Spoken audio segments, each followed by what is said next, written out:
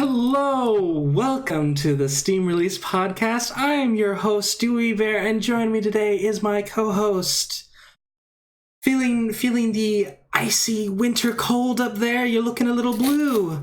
Ooh, it is winter here, and wrapping it warm, keeping warm, but definitely showing it. Ice Queen Roadie. So, alrighty. Well, it's actually pretty cool here in San Diego. It's been interesting. So this is my second winter here. And yeah, it definitely gets like there at night. You definitely want to be wearing at least a hoodie. So I'm learning to wear layers because it often gets up into the 70s or 80 degrees Fahrenheit during the day, but at night it can plunge into the 40s. So it's layers. Yeah. layers, lots of layers. Yeah, here it's like I think it's gotten to like 4 degrees. Obviously, at night sometimes it's gotten down to 0. So. You know, but like really late at night, so I had that not when I've been out. But yeah, layers, lots of layers. Yeah, here in San Diego, I think we have 2 seasons. It's spring for 8 months of the year, and then so hot you're dying for 4 months of the year. So that's pretty much it. Those are the 2 seasons. But yes, and but now this is probably going to be a bit of a section because it's been 3 weeks. But so in the past 3 weeks, what did you play? Oh my goodness! Right, I'm probably gonna need my book for this. So I got which I write little notes your about. Journal, your gaming journal. My gaming journal. That is really fancy. It's fancy. I'm a fancy girl. So I did play. I played like 3 hidden object games. Like they with varying quality, shall we say? So one I got curious about because back in the day of Steam Greenlight, I actually voted for this to be published on Steam, and so it's called Showing Tonight. Mindhunters Incident. So that was the first one. If I can, maybe I can link it to you. There we go. I found it. Oh, you found it. Oh, good. Yep. Yeah. And it seemed like watching the trailer, what they presented on Steam Greenlight seemed interesting enough. But playing it was a completely different kettle of fish, as we say. It was just like this. Just the story was just so weird, and it made no sense. So you get like you go to the movies, in a cutscene, and you get sucked into the movie, and you're on the movie set, and you're trying to free people and find out why they ended up in that state, as they end up in a state of being like monsters and stuff. So, and yeah, monsters of the movie. It's and it makes no sense. None of it makes any sense. It's just really weird. And they have like these turning mechanics, like this shadow turning mechanics. So yeah, which is interesting, as I have to say. They threw in a lot of like strange mini games. But yeah, it was fine. It was fine, but the story could have been better. Let me just put that. Let me just say that.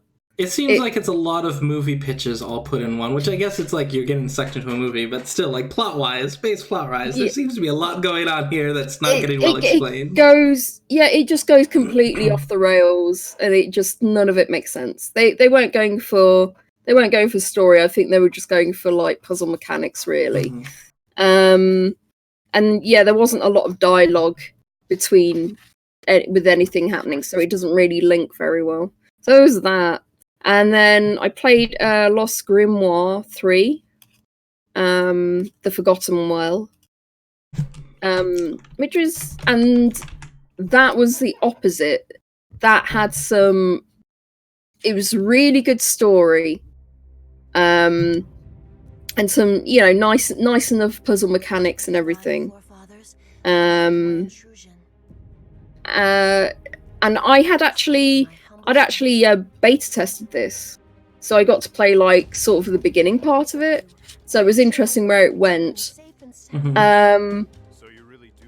Usually with these, particularly from this publisher, they usually have like a bonus like thing that you can play, and that sort of like wraps up the story.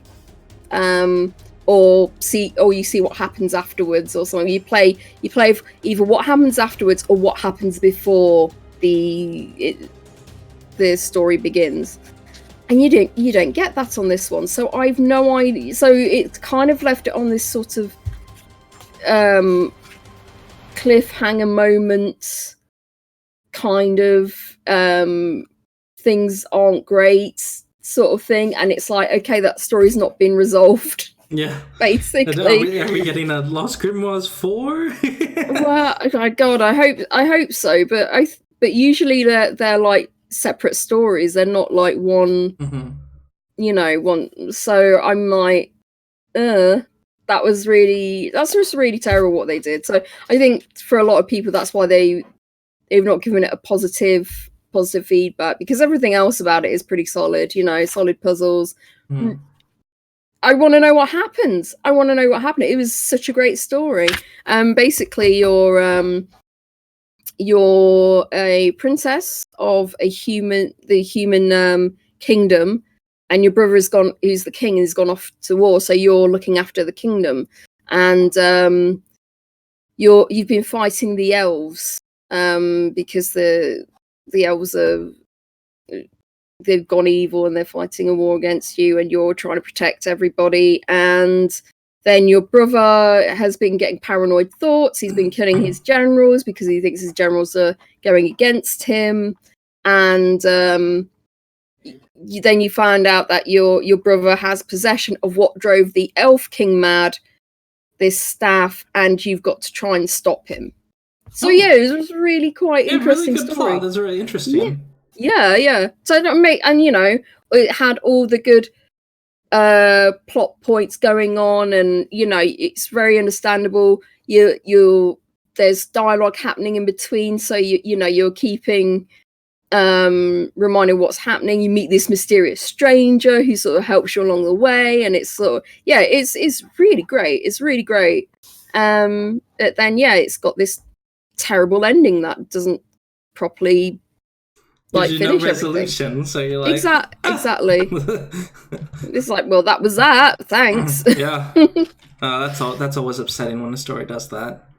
So I'm gonna keep an eye on it. Hopefully, maybe they'll put in a bonus edition or something like that. I don't know. I'm gonna keep my eye out for it, because I really want to finish it. Then I played something that I did beta test and we talked about on the podcast previously. My brother Rabbit. I got to play it all the way through. Nice. Finished it. This is a very like sort of classical point and click title. Actually, I would say not really. No, this is because this is very much. This is a hidden object game, but this is instead of like having, because normally in hidden objects games there will be this like sparkly area that you click on, and then you'll have a mini game where you're looking for certain objects, and the rest of the time when you come out of that, you are sort of like pixel hunting. This is all pixel hunting, but instead of like normal point and click game where you'll speak to someone, says, I need this, so you can open the door or whatever, it says you need 6 of these or you need 5 of these, and it's like, and you have to go, you're restricted to like 4 or 5 scenes at a time before you go on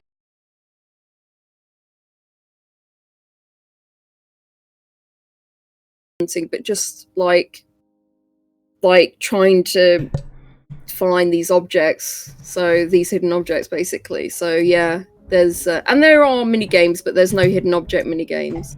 So it's it gets repetitive. It gets repetitive that for having to search for 6 of these particular items or 5 of these particular items.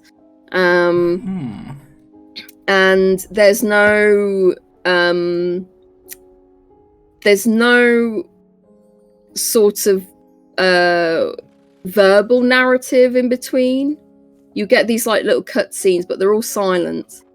Oh yay! Welcome, Buffoon Batman. Glad you could make it. Yeah, you made it. You made it on time. We've just like restarted 10 minutes ago. Yep. But yeah, we're talking about game releases. And games that we played. So, I found this frustrating. I just found it frustrating. My brother Rabbit, yeah. Yeah. It sounds kind of like there's another game called Machinarium. I can't hear you. Sorry. You're... Oh no. Hello? Whoops. Can you hear me? Oh no, I can hear you on the stream, but I can't hear you on Discord. Oh no, Discord cut me out. One moment. So... One moment. Sound check. No, I can't hear you on Discord. But I can hear you in the stream. There we go. Can you hear me now? Yes, I can hear you. There we go. Okay, Discord just glitched out. Oh, okay. So it's done that before when I was talking with friends, and you just have to go in. It's the settings are still right. You just have to click the settings again. So Discord being Discord. But yes. So it, you know, the narrative's quite nice. It's a coherent story. It's just the mechanics of the game is just a bit meh. But it's really beautiful to look at, and yeah, it's just really nice. Is the soundtrack good? It's something that is repetitive, and it's kind of Because I see they have the soundtrack for sale, so I was like, oh, it's in. Okay. Yeah, it's not something I would care. It's just it feels like it's like 2 or 3 soundtracks going all the way through, and they're just on repeat. And after playing it, it's like, yeah, no, I'm not. I'm not down for this. No, I'm not. No. So I played 2 more very quickly. I very quickly dipped into these 2 games. So one that we looked at on the podcast as well, Electric Sleep, and it's a visual novel. And we didn't quite know what to make of it at first, I think. Oh yes, this one. Yeah, I was intrigued because I didn't exactly know whether it was a visual novel that you could do a lot of sort of background interaction with, or if it was just your regular kind of visual novel. It seemed very strange, but basically you're an android, wake up, and then you have an urge to go somewhere, and you're basically any choices that you make sort of takes you to the next part of the maps, and then it gives you like a description of what's happening, and then you can say what do you want to do next, sort of thing. But it doesn't say do you go left or do you go right. It says you hear like a stream on your left. Do you go do you go that way to investigate it, or do you go further into the woods? So yeah, it tells you that. And then when you finish sort of like that part, because you end up somewhere, and then it's sort of like the next day, and then you take on a particular emotion. So the next day for me was joy, and then you look at everything in a more joyful way. The text is more upbeat, more happy, more positive, and then you do the same sort of thing. It's like, do you go help out some people, or do you do this? But it's still the same sort of mechanics. It's interesting. I didn't get very far. I only did like the first 2 sort of emotions, the neutral one and then joy. the thing is, the backgrounds, although interesting, they seem a bit samey. Mm-hmm. There's like, it's like, well, you're not sure if you've already been there or if they're just reusing something. You know what I mean? There's not too much of a difference. It seems like almost a text-based adventure that was given some graphics. Yeah, exactly. It's exactly that. Exactly. That is interesting. Yeah, and the last one, another one that we looked at on the podcast, is Art School, spelt with a Q. Art, SQ. Yes. This one. Another game I didn't understand. But yeah, this is I love the music to this. The trailer for it is great, and the text for it and everything, it's all really amazing. They should have integrated that into the text into the actual gameplay, because when you load it up, it seems like someone who doesn't usually play computer games or whatever, or video games, because the text is just really it looks like it's on default or something, when they should have used their own artistry there, like they've done there. Oh yeah, their own font. Yeah. So you and it's just a big screen at the top that says, press start, blah blah blah. It's really weird. You guys are adventurous. I keep playing the same old games. Yesterday I played Master of Orion 2 for half the day again. I mean, I pick a lot of short games to play, and then it gives me a chance to try something else. I have my games that I constantly play, like Final Fantasy 14, Final Fantasy 11, which I'll, go back to and I'll play, on certain days. But then those short games that I play and I finish, I say, oh, what other short little game that I can play? Mm-hmm. So I always try and make time for them. But yeah, this one wasn't intuitive at first. So it says go and draw a picture of this air conditioning unit. So you're outside the school, and I'm doodling away. I only have the drawing. I only have drawing and black that I can draw. I can only draw in black right now. So and I think as you progress, you get more palette colors, and you get more sort of tools as well that you can draw with. But when I had finished with my terrible doodle, I did not know what I was supposed to do next, because I was like done. It's like, okay, so who do I hand it into? Where do I hand it into? What do I click? And there was like this arrow at the bottom of the picture, and I was like, do I click that? And so yeah, this is definitely someone who is not a game designer and has not had proper feedback on, you need to have this, you need to do this, because it just wasn't, it's just not very intuitive. I had to look up how on the discussion page, because there was a few people who were confused about, okay, what do I do once I've done my picture? So yeah, but yeah, I will give this one a bit more of a try, because I want to see where it goes. And the dude is so cute. Yeah, it's got like 72% positive, so people are even with it being a bit unintuitive, people are just kind of figuring it out, because it seems to be worth it to them. So that's cool. Yeah, I think when we looked at it, we weren't sure. We had sort of like a guess of what it was, and I'd played something similar before, but I'm really curious on how your work gets graded, on how they figure that one out, because the one I played before, which was PASPA 2, was basically the longer you spent on something, the more grading you got. Whereas a lot of people in the discussion said this is so random on the way they grade it.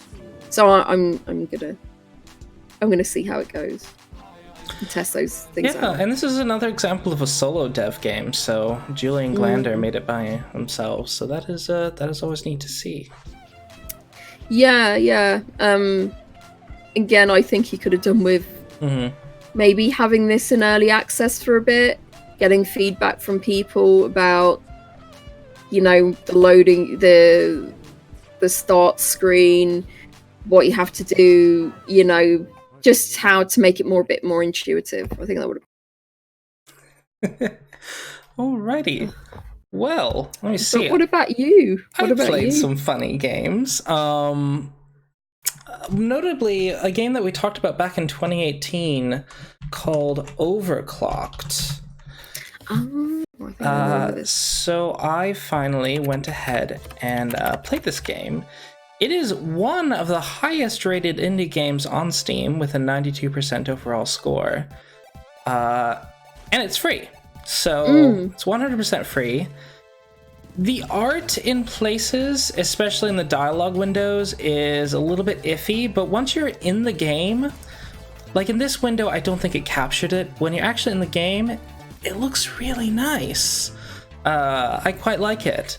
The action, it's a very fast-paced platformer, and I don't know if I'll ever be able to beat it. So there's definitely been some spots that I've gotten stuck on about, I think, episode 3. But the story is really good. It's just very fast-paced. It's set in a futuristic Vancouver, which is kind of neat, seeing references to places that I've been to. So that's cool. And yeah, the characters are interesting. So it's a great game, and it's free, so there's really no reason not to check it out if you like platformers. So... Yeah, I remember, like, we looked at this as the sort of like when they do the portrait of characters, it didn't look quite right. It looks a bit crunchy. But... Yeah, like right here, like these designs aren't great, like the character designs. But in game, there's the subtle things like the direction you run. Her hair goes in the opposite direction, because wind and such. There's all these little subtle hints of her movement animations, like, oh, that's really impressive. It just doesn't translate into some of the other aspects of the art, but the cinematics are pretty decent. There are cinematics in this game. That's another thing. So it's a fantastic game by Magnesium Ninja, and free. I think there's like the fact they put it for free, and so many people have pick this title up and given it a positive review, I think is great, and hopefully they'll build on it and build on any feedback people have given them. Oh, and I've beaten the first boss, and that was so neat. Like the design of that level, it was really neat. And at least with the bosses, it was not a case of not having fast enough reactions, but just realizing what you should do next. And every time you make a mistake, it's like, oh, okay, that was obvious, I should have done this. And it was nice. It was a well designed boss. So yeah, it's excellent. Check it out. Absolutely. Besides Overclocked, so my cousin bought me a game that many have given great accolades this year, and that is Slay the Spire. Yeah, I know a lot of people that play this. Yes. So my cousin bought this for me a couple days ago, I think as an early Christmas or birthday present, because my birthday's around Christmas. And yeah, I've played already several hours of it. 8 hours. 8 hours of it, and it is fantastic. It's good. I mean, this is the game that has now brought a whole genre of other games that this is kind of like a comparison to now. It just released this year in January, but then later this year, Second came out. I think this was in early access as well before its official launch. So, but it's very good. There's currently 3 characters you can play, but they're going to be adding a 4th for free, I believe. Either later this year or early next year. And my cousin's really excited about that because it's neat, and you can play it at your own pace. You can play it as fast as you want, you can play it as slow as you want. And there's sort of recognition that, since this is a roguelike, you're not going to win for a while. You're gonna have to start over. Okay, try again, try again, try again. But you're always getting a bit better each time, so that's nice. It's really, really fun. I like it a lot. So yeah, very satisfying game. It's great. Slay the Spire.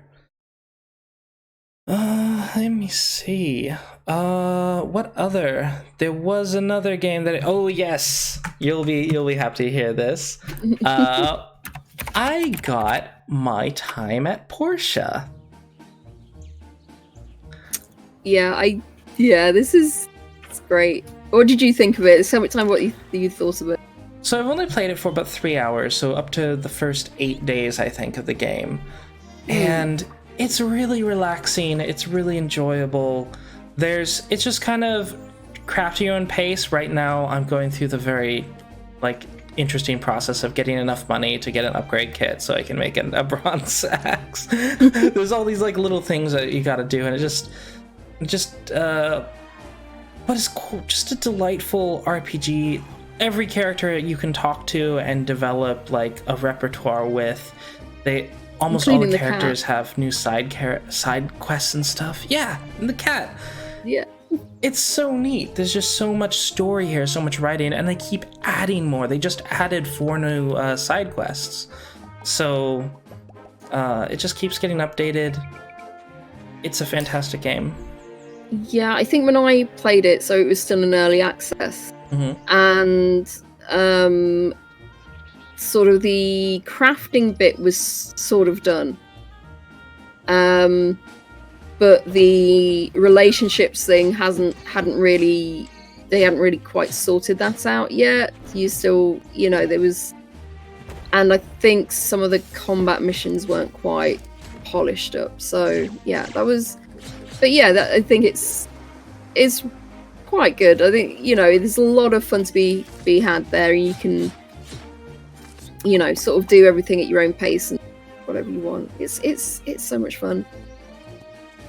I feel like some of the creatures they have in the game are a wee bit too whimsical. They have this. There's some of the creatures, there's these sea urchins that have umbrellas and they float around. It's just so I like the art style. I actually kind of wish that it wasn't sort of this chibi big head on small body kind of thing. I wish it was more normally proportioned, because the art style would be good for that. But overall, I quite like it. It's fun. I love it. Yeah. And its recent reviews are overall positive, so the 97% for 1,431 people. Yeah. That's amazing. I feel like this is the next sort of Stardew Valley type success, so yeah, it's doing very well. Absolutely. Mm-hmm. Let me see. There's definitely a point in the game where you kind of get stuck, because oh wait, I need this. But in order to get this, I need this. In order to get this, I need this. In order to get this, I need this. And it's just becomes a sort of cascade of tasks that can get a little overwhelming if you don't just kind of hyper focus on what can I do now. Yeah, that's what I felt like. Also, it's I felt like I had to spin too many plates at once, and felt overwhelmed with it. Whereas I think with Stardew Valley, you're more just focus on tasks. It's okay, I'll do first part, I'll just do my farm today, just focus on that. Then today I'm going to spend my time talking to people in the town. You know what I mean? Or you don't have to talk to people in the town. You can just. I feel there's a bit more freedom, whereas there are, and you don't have with Stardew Valley. You don't have to go into the mines. You can go to the quarry to get certain materials. But if you want the top of the best, you do have to go in the mines. But that doesn't have to be till much later. So yeah, I feel like you can. There's a bit more leeway in how you want to play the game. Yeah. This one, I feel none of the quests have necessarily a time limit on them, which is nice. And you just kind of have to remind yourself, because even though as evening comes, it's you have to get back to your house and go to sleep. to get rested, to start the next day. So there's all this there is sort of a time management, and of course there's certain events that happen that you need to be there. Like there's a weekly meeting, and if you get to go there, they get to talk about like what happened this last week and all this. It really feels like you're living in a town, and that's kind of neat. But at the same time, just go into this game and try not to feel pressured to like just kind of take care of a task and don't think about anything else. Just, okay, this is my task, and you'll have a lot of fun. It's a really relaxing, pleasant game. I remember when it was in early access, and there was a town meeting in the evening, which I had to go to, and then it's like, okay, that's town meeting over, I'm gonna go, and people were still standing there, so I was like, okay, whatever, I'm just gonna go. And I came back the next night and they were still standing there. Oh no. I was just like, oh my god. Yeah, that wasn't happening for me. I was really impressed with how all the characters seem to have their own routines. Like the mayor, I had to talk to the mayor. No, not the mayor, but the building administrator, the building license administrator. And I went to his office and he wasn't there. But it was like, okay, it is the morning. Where is he? He was at a cafe, like getting his breakfast. And I was just like, oh, that makes a lot of sense, actually. So I could talk to him there. It was very neat. They've put a lot of love and care into this. And I hope they, maybe continue to make little tweaks here and there as well. That'd be really nice. Yep, they just added they added like a snowy expansion. So there's like this mountains area you can go to. Fantastic. Also, there's seasons. So the climate changes for each season, which is so neat. I like that. Again, so much detail goes into this game. Like, it becomes autumn, it becomes winter, then it becomes spring. It's so beautiful. I love it. It's great. So I don't know if I'm going to play this game very often, but when I'm in the mood for just that sort of relaxing, like, let's just do some tasks, I'll play this game. So it is neat.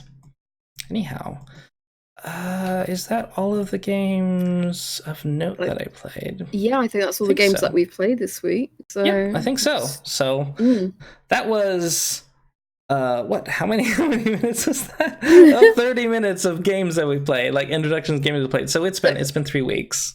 Yeah. Don't worry, guys. We will get to the main list. Don't worry.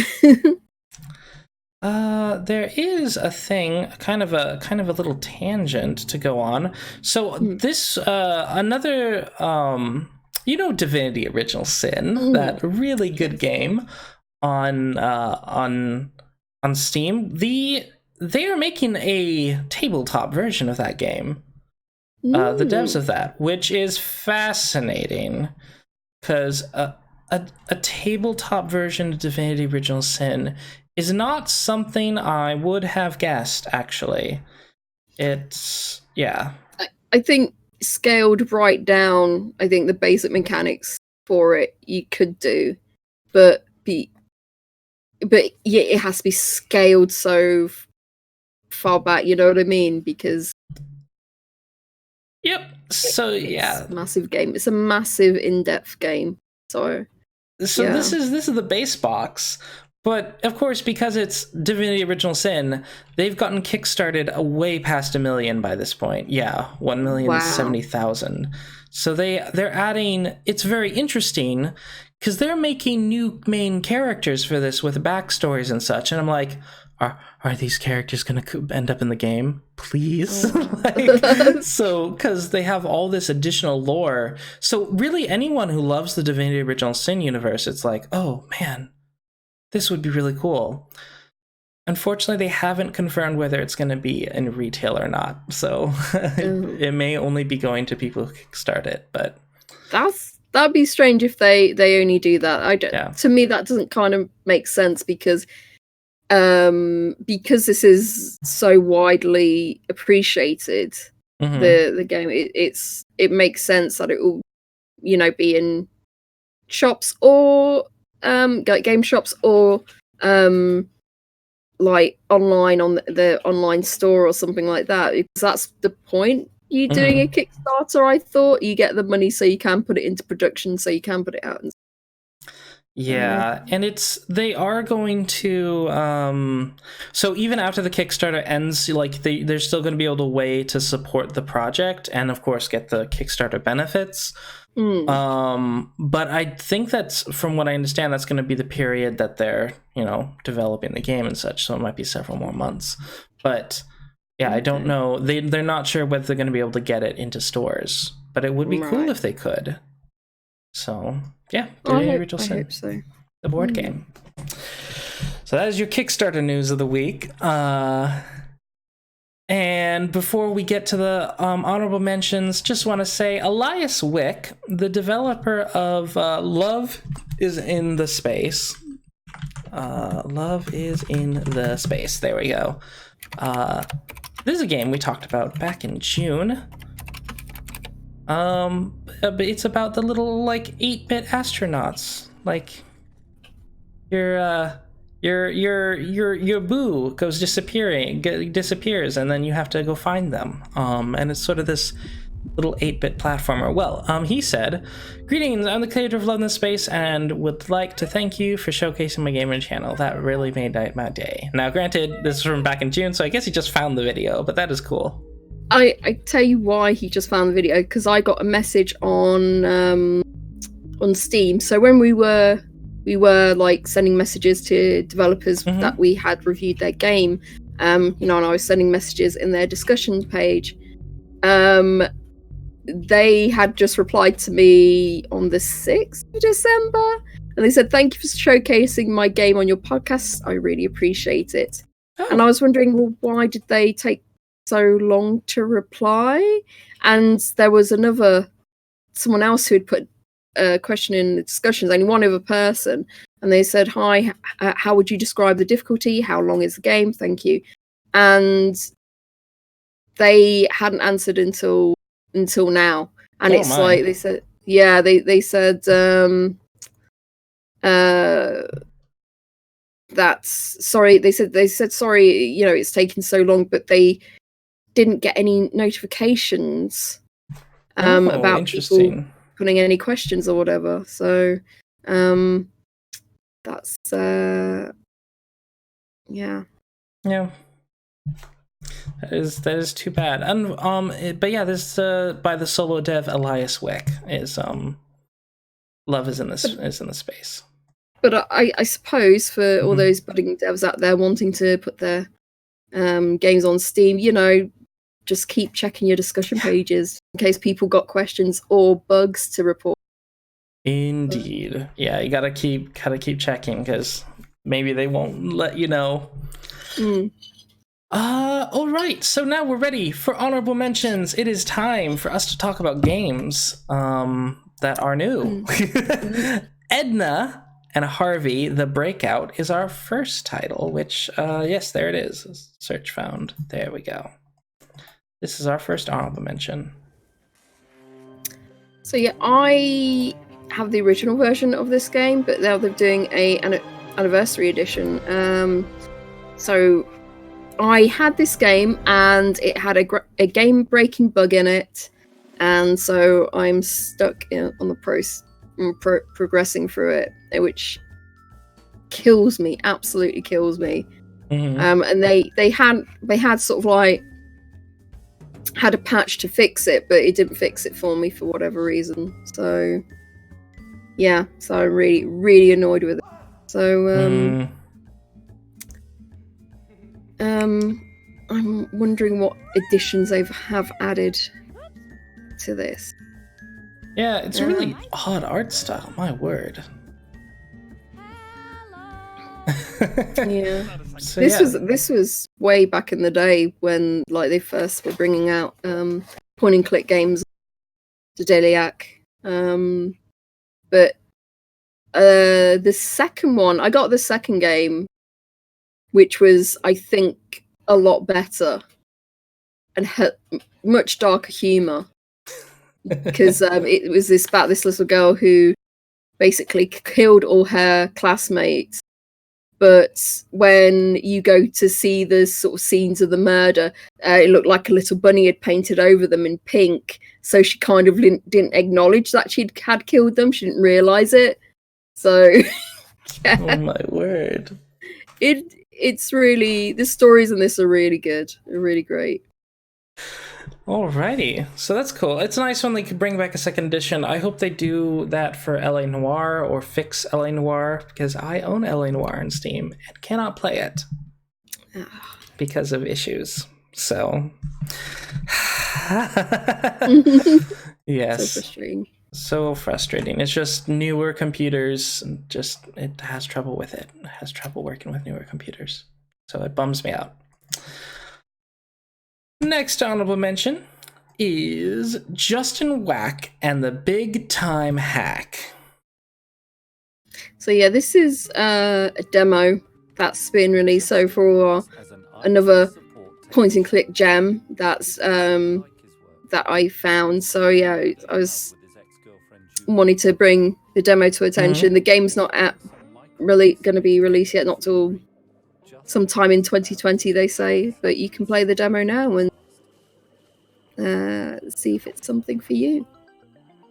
Oh yeah, this yeah, I'm looking forward to that. That'd be neat. I'm always glad when companies put out demos ahead of time. That is great. Yeah, I really enjoyed that. Same. Build some hype, and see if, especially like with point and click games, it's like, is this sort of is it the same sort of mechanics that you're used to, or things that, or they've added something new that maybe you like or you don't like, and just if it is the story any interest, you like the characters, yeah, stuff like that. I really like. And looks like this is Warm Kitten's first game. All right. Ooh. And with that, I think we're ready for the release list. Yeah. I'm ready. We actually did find some games because it's the holidays and there's all this sales. A lot of devs try to avoid releasing their game during that time, which is smart. Because, for example, when the sales go up, the front page of Steam, they don't have the new releases button. Like, it's not in the same place, and so you have to hunt. So when I'm like trying to make the list, I have to hunt for it. But thankfully, they are going to. There were some games that came out, and we're going to start with Sunday, November 17th, Spring Falls. Spring Falls is a puzzle game about water, erosion, and watching things grow, manipulate the landscape, and bring wildflowers to life in a peaceful mountainside. I saw this and I just thought, it's like fantastic concept, and it just seems so calming as well. I think anything where you look like you're manipulating water to cascade down and bring life to the flowers, and it just seems so like just a nice thing. It's a really nice, peaceful thing. Was this originally mobile? I mean, it wouldn't surprise me if it was. It kind of looks like it would be. I'm not seeing anything about mobile. But yeah, it does have a nice nice look to it. This is I believe it's created by a solo dev. Yes, Eric Billingsley is his name, from Ottawa, Ontario. I do hope if the Foley is really nice for the water, that would the noise for the water needs to be really good, because that would just really make this a relaxing experience a lot. Yeah, it's like those noises that you put on when you go to something. Sometimes it's like, oh, I just running water. Yes, I do that a lot because I'm used to hearing rain hit the tin roof when I was growing up. So when we didn't have a corrugated steel roof, but when I'm used to hearing that, and so now in San Diego where it doesn't rain very often, it's like I need to hear the rain. So yep. I can't find the game in the App Store on but that's Android. I can't find it in the It would have mechanically be able to probably be, but yeah, I think the resolution is just too high. So I don't think it is a mobile game natively. But it would be a good game to adapt to mobile. Yeah, I think so, yeah. Our next title is... This was a weird one that you brought up to me. Kyle Aren't they always? is famous. I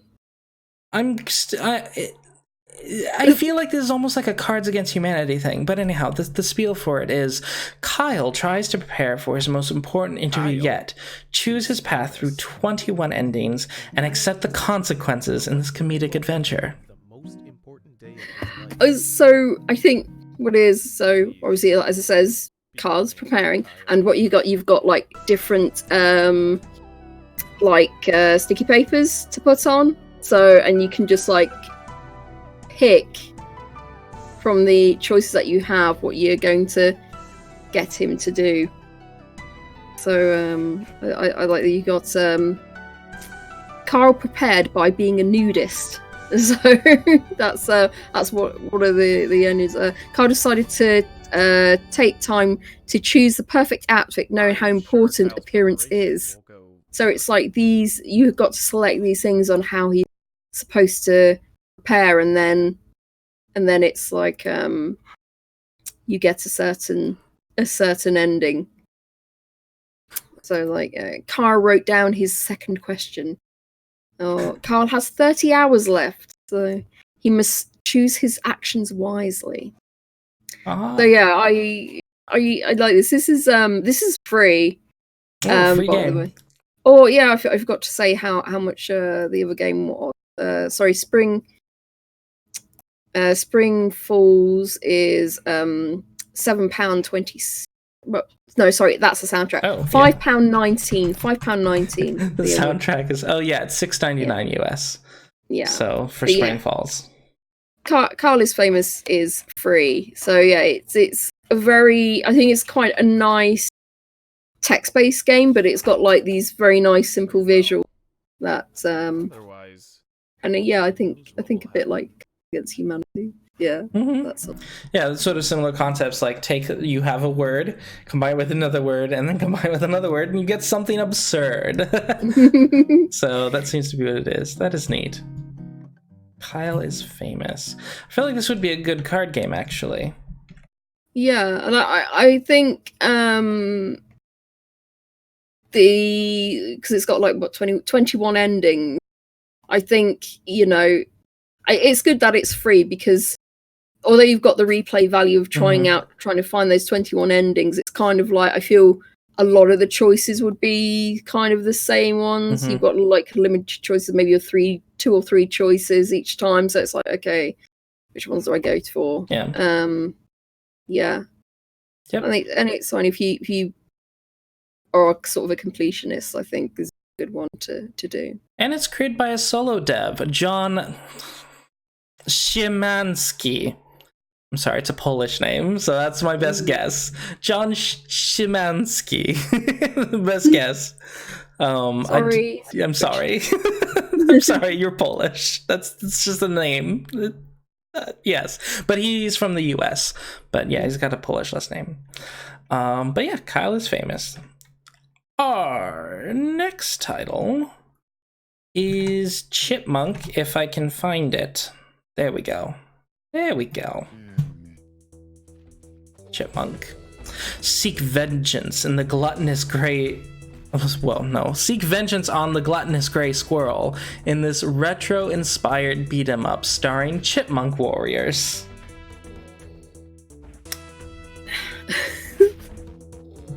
I mean, this is kind of like Streets of Rage, but with squirrels. With chipmunks, I should say, and Does it make it better that it's rodents? Oh, and there's mousies. I don't know. I would want my mouses just frolicking around, really, I feel. It's in that sort of space where it's like, I can't really say the pixel art is pretty, but it works. Like, it definitely feels like it's something from the 1990s, which is kind of neat. Like, it looks like a 90s game. The title banner, in the side, it looks looks terrible. Oh, Sorry, yeah, the title banner does not look good. Yeah. But I don't know. I just like the sort of theme that it's chipmunks. Yeah. No. I like that creativity, and it seems like the maps are quite interesting to play through as well. You've got like kind of a water level, then people can fall in. Also, you've got fighting in a bar as well. So yeah, there's enough fighting. I'm wondering how long, because I have seen some of these games and they're only like 2 hours or something. God, the Sweep said that, this is advanced frolicking. That's what this is. Street Fighter, it's advanced frolicking. So I've seen just under 4 hours. For £6.19, that's not bad. That's not bad. I'd say that's a good price for that amount of time. It's $8.99 US. Yeah, and it's 1 to 2 local co-op. And you play 3 playable characters. Again, like local co-op, they're making it now. You can have. It doesn't have to be local anymore. Steam is making that change. So maybe this is one to put on your wish list and pick it for later when they do make that change. You have to have very fast internet. Yeah.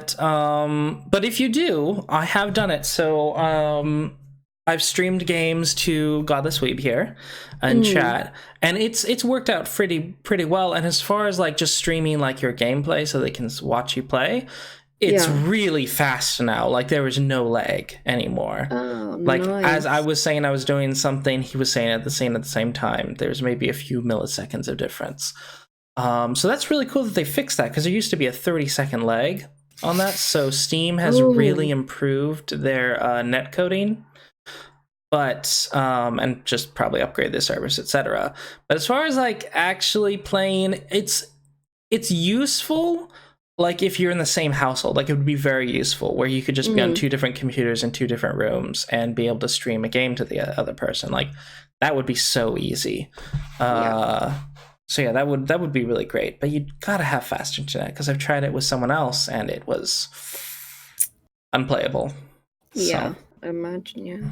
Yep, but it works. It's a thing. Okay. I mean, it doesn't say how many stages it has. No, I'm seeing a lot of different background art. So, and there seems to be at least a few of these are boss battles. So I'd say there's at least a decent number of biomes.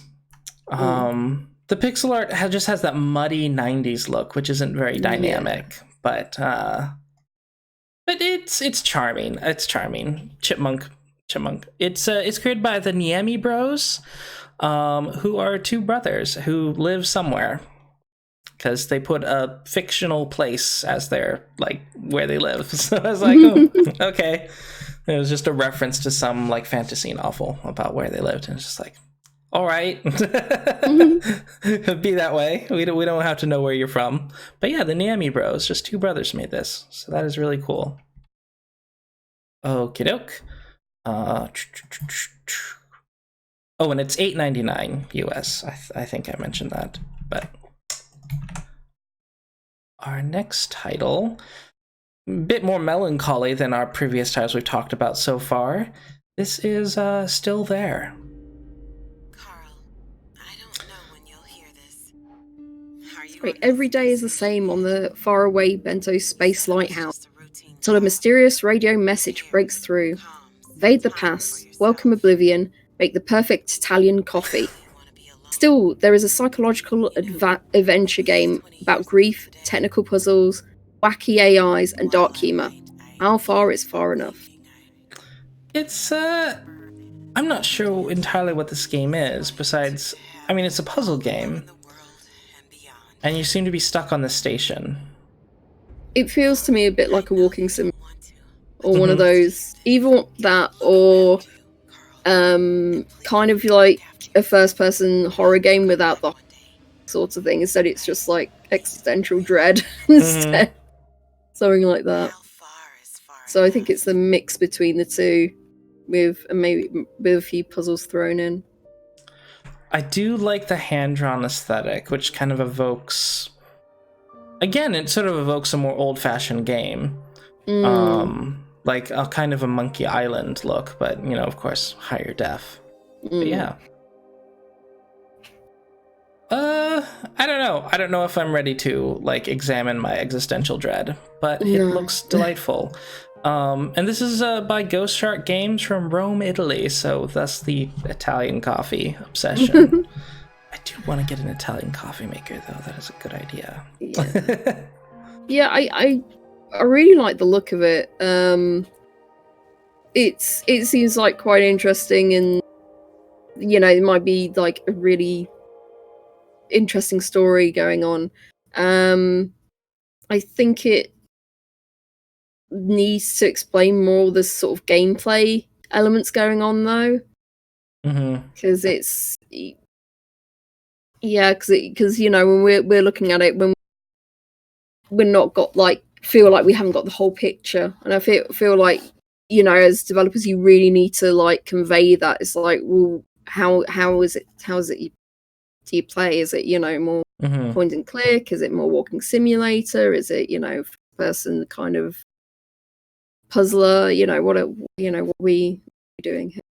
Yeah, I'm not entirely sure what it is. So even after looking at all of it, I was like, okay.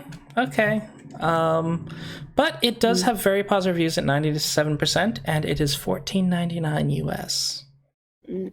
It is $11.39 UK. And people that have given it a go said it's absolutely amazing. So great atmosphere, and saying it's an adventure puzzle game, and you can finish it in 6 hours, less if you're actually good at puzzles. So and people saying, imagine if Gone Home was an adventure game with really solid gameplay. So it's for some people, that's either a good thing or a bad thing. I think that means it's like less of a walking simulator. So probably more solving stuff, Yeah. Okay. Now, with that, that's the end of the Wednesday, November 20th releases. We're up to Thursday, November 21st. And we're going to start with Bug Fables, the Everlasting Sapling. Follow V, Cabu, and Leaf as they uncover the secrets of the land of Bulgaria. Explore and combine your team's abilities to solve puzzles, defeat powerful enemies, and find ancient treasures. Did you ever play Paper Mario? I didn't. Sorry, I have seen.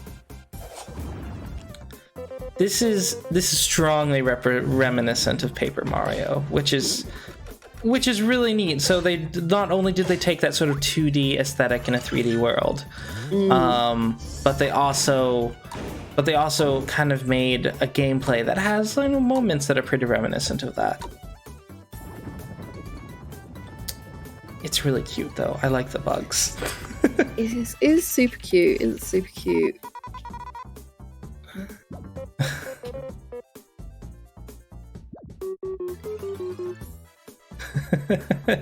Just looking at it, and it's charming. It's delightful. Let me see. But yeah, it definitely seems to be more of that sort of Paper Mario. You get a team together and you have a sort of story that you complete. Yeah, it looks delightful. Well, no, like I'm mixing up two things. So I think there's Paper Mario, but there's also Mario RPG. I think there's Paper Mario RPG too, though. Oh, okay. I think. Okay. And it sort of gives that RPG aspect to it. Yeah, it looks like very classic RPG. You've got your team, you know, you're heading out, adventure, you've got a quest. Pretty cool. But there's puzzles.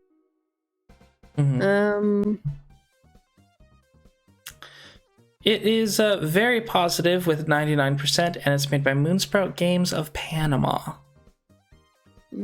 So yeah, Panamanian title. It is $20, but I mean, when you play an RPG, it tends to be enough content for $20, but I'm not sure.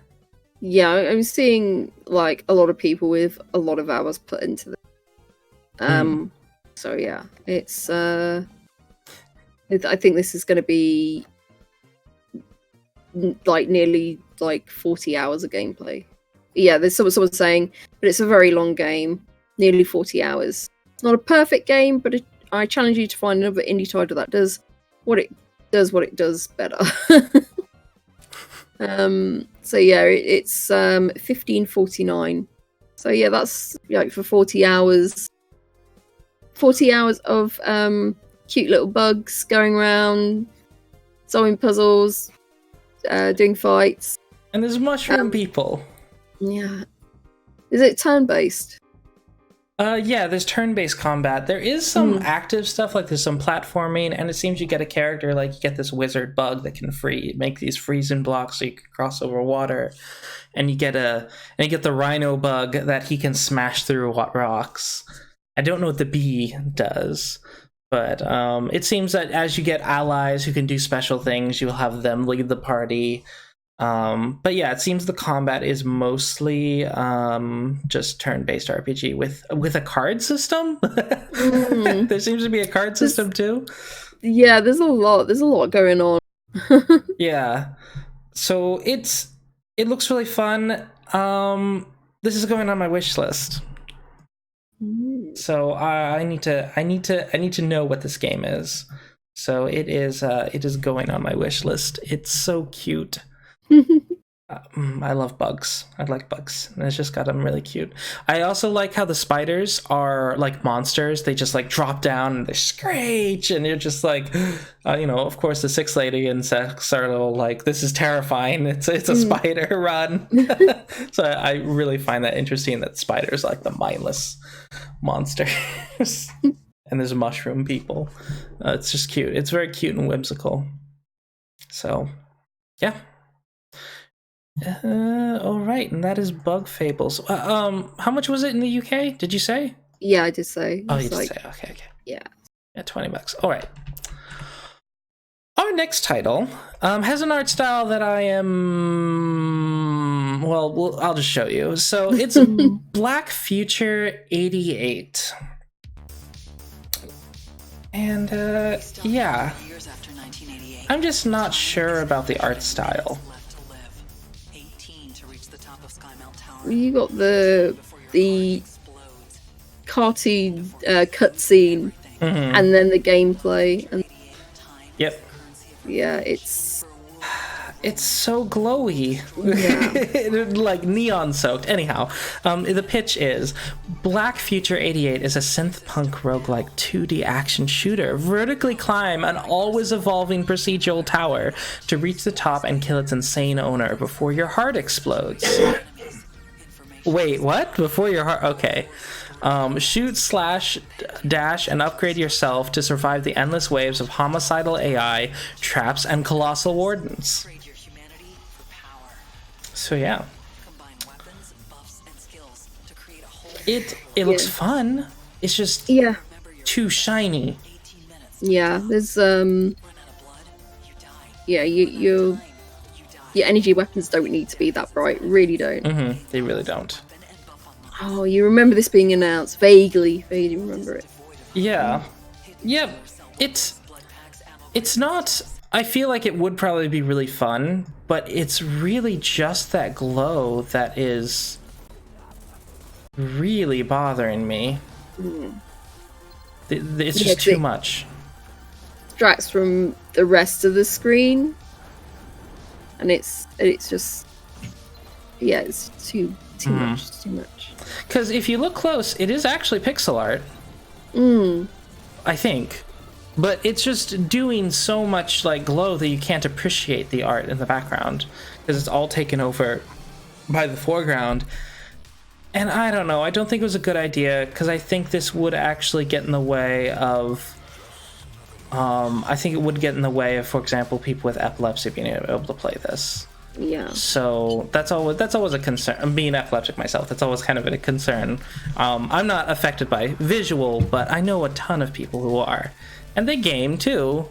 But something like this, I'm like, maybe you could have shown a little more restraint. I mean, to me, it just doesn't look that great. Yeah, it doesn't look that great. Yeah. Yeah. In addition.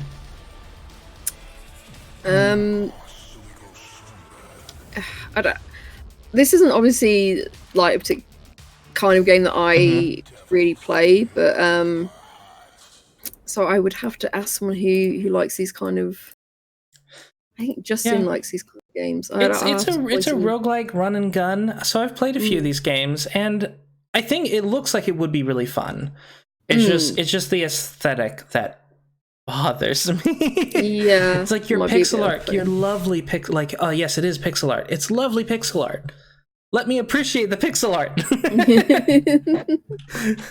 So maybe it is that, yeah. Seeing how long it is, I'm seeing anything from sort of 18 to 8 hours, maybe. But yeah. Yep. It looks fun. But yeah, that's the only reason it's not going on my wish list is probably the aesthetic. But yeah, it's another one that's $15.49 as well. $15.49. It is $19.99 US. But yeah, Black featured 88. For those of you looking for your neon-soaked roguelike experience, check it out. And it's also by a solo dev. So sorry for crapping all over your aesthetic, but yeah, this is a solo dev. I forgot about that. But yes, it is a solo dev. So it is really impressive. A solo dev from Oakland, California. At least I think I put a question mark because all I could find was one person credited to this.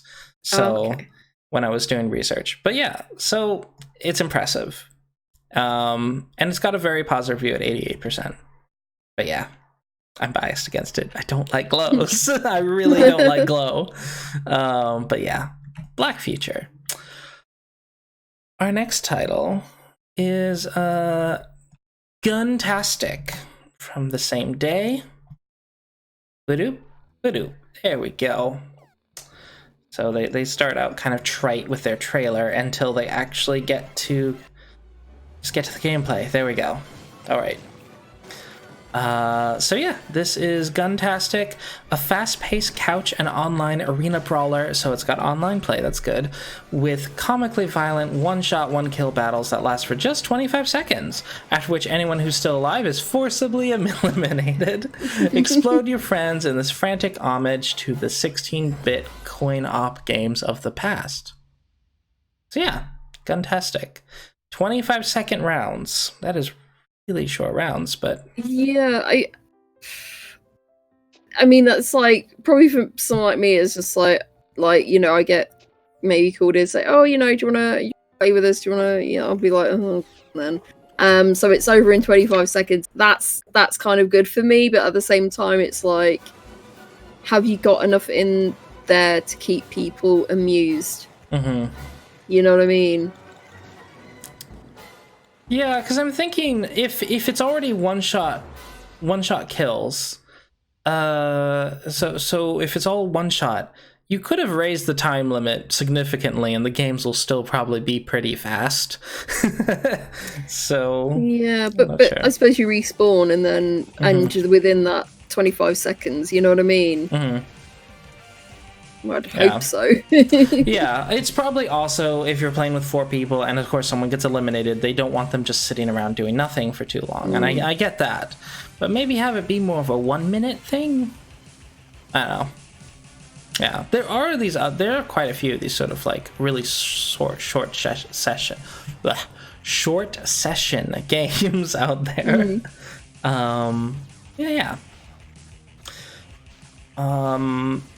Yeah, from a distance, it didn't actually look that impressive, but up close, the artwork is actually really nice. But yeah, when I think I passed this by when I first did the list, because you recommended this for the list, and I think it was just because from a distance I couldn't tell what the art was. But yeah, up close, it definitely looks a lot better. Yeah, I mean, this is just left early access, but there is a roadmap. So they've got stage shuffle, new power up, new character, and that's coming soon. Their future plans are new stages, new characters, new game mode, and more. So yeah, they still want people to talk to them if you pick this up and you have suggestions. So yeah, if it's multiplayer, four player combat, something you like, I think this one be maybe nice to pick up. It is $9.99 though. I think they could have. I think maybe they should have reduced. Yeah, it's $11.99 US. Yep. It's by the Ludicrous Games studio, which is actually just 2 devs. They are Francesco. Italian names, so I'm sorry. Francesco Camerlinghi, designer and programmer, and Simone Ferroni is the artist and sound designer. So, yep. I'm sorry if I completely butchered your names and it's actually Simone or something like that. I'm sorry. I don't know Italian. All right. So our next title, a lot of games this week with just small teams, which is cool. But our next title is To Be Headed or Not to Be. Yeah, this is a weird one that you sent me again. Yeah. To be headed or not to be, you and a friend will have to use your heads, both figuratively and literally, to solve enigmas and challenges in order to escape the mansion. So yeah, I like one of those nice co-op things where you're having to shout at one another to say, right, do this, do that, which I like. I wouldn't want to play this myself with somebody else because I'd probably lose it. Say, no, you're doing it wrong. No, do this. You do that. It would just get me very stressed, and I don't like games that stress me out. But if you're one of those people that I think this would be a really good Steam game. A Twitch game. You ask someone to play with you and just make it horrible for both of you. We were here, but we're skeletons. Yeah. Oh yeah, we were here. It is kind of similar to that. Yeah. This is by the Fruits of Yggdrasil studio, which I think is actually a solo dev named John. It's kind of unclear when I read the website. It's like, yeah, founded it. And then he continues on in the first person singular. I'm like, so is there anyone on your team? Or is it just you? I think it's just him, maybe. But yeah, and he's based out of Switzerland. Yeah. Looks cute. I feel like some of these assets might be on the market assets and not self-made, but I'm not sure. I will not impugn the name of To Be Headed or Not to Be. It's a fun concept. Yeah, it looks between 4 or 5 hours maybe. And it's £5.79, so it's not too bad. It's not too bad. $7.99. It looks quirky and funny. But yeah, I find it strange that they use the word enigma instead of puzzle. Which is, I'm just like, English not your first language, maybe. Because I don't feel most people would use enigma as a replacement for the word puzzle. It's like, to solve enigmas, but is that puzzles and the story as well? Because then it would be to solve enigmas and challenges. It's just weird. It came off as that's a weird phrase. Yeah. All right, and with that, that's all of Thursday, November 21st. Our next day is Friday, November 22nd. This one has made a few waves, and it is Lost Ember. Explore the remains of a fallen world from fascinating perspectives. Slip into the role of different animals to uncover the fate of an ancient world. Dive into deep waters, fly at lofty heights, dig underground as a mole, or even climb steep cliffs with a mountain goat. There are lots of ways of getting around. But yeah. This is by Moon Eye Studios out of Germany, and it is a 5-dev team. Tobias Graf, CEO programmer, Pascal Mueller, programmer Maximilian Jasionowski, art director Matthias Oberprieler, 3D artist, and Sinica Kumpart, making sure everything works together. She is the producer. So, yeah, Lost Ember. I think it's like very interesting looking. Like some of it is like really stunning, and then I don't know, like your character, like I think sometimes looks a bit crunchy, sometimes looks really good. Yeah, I feel like sometimes the character doesn't match the aesthetic of where they're running around, but it is an interesting art style. From reviews I've seen of this, the storyline is essentially like you're a wolf spirit, I guess, who can transform into other animals, and you're basically figuring out what happened to man. So, and there's all these like stories you get to, and you gradually figure out what happened to the civilization that was here. So it's a very like neat exploration kind of plot line. Yeah, Like a bit like a walking sim again, another walking thing. Yeah, it's. I don't think you can. They at least don't make it easy for you to die or like have to restart anytime. It's very much just run around, explore, and enjoy. And from what I understand, it's only about 4 to 8 hours or so. Okay. But you can spend a lot more time than that, of course, if you're just trying to see all you can see. So, but yeah, it's not a very long game. Oh, well, and that's what kind of puts me off, because it's $25.99. So for the length of it, I'm not sure. Yeah, it's going $29.99. I do believe this is also on multiple platforms. Let me see, where did they say the platforms? I'm trying to find if they mention the platforms anywhere. Oh, there we go. Yeah. So this is on all the consoles, I do believe. Nope. Yes, it's on Switch. Yeah, eventually on Switch. So I think that might be part of the reason why it's just at the $30 price line, because it is ending up on all platforms. But still, yeah. It is a very pretty game. It is very pretty. Very pretty. Very pretty. But yeah, walking sim / some puzzles. There are some puzzles in the game. But yeah, it's pretty much that. And just storyline. Yep. But that is Lost Ember. Someone said the story was like open to interpretation. Which is maybe. Yeah, so it's something I kind of don't like either. It's like, if you're doing a story and I'm supposed to be playing through it, I want to be, this like to have an actual, this is your art and this is, how you wanted the story to be, or this is the kind of story you're trying to tell, or not.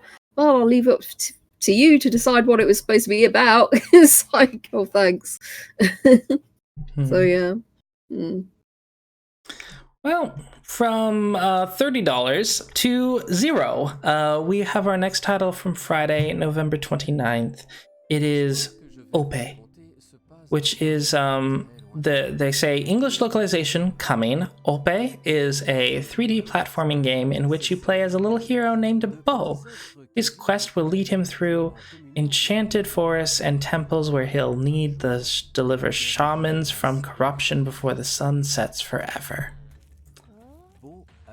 So this game is entirely in French at the moment, but as they said, English is coming. It's so cute. It's so cute. But again, it's a platformer, 3D platformer, and I'm just not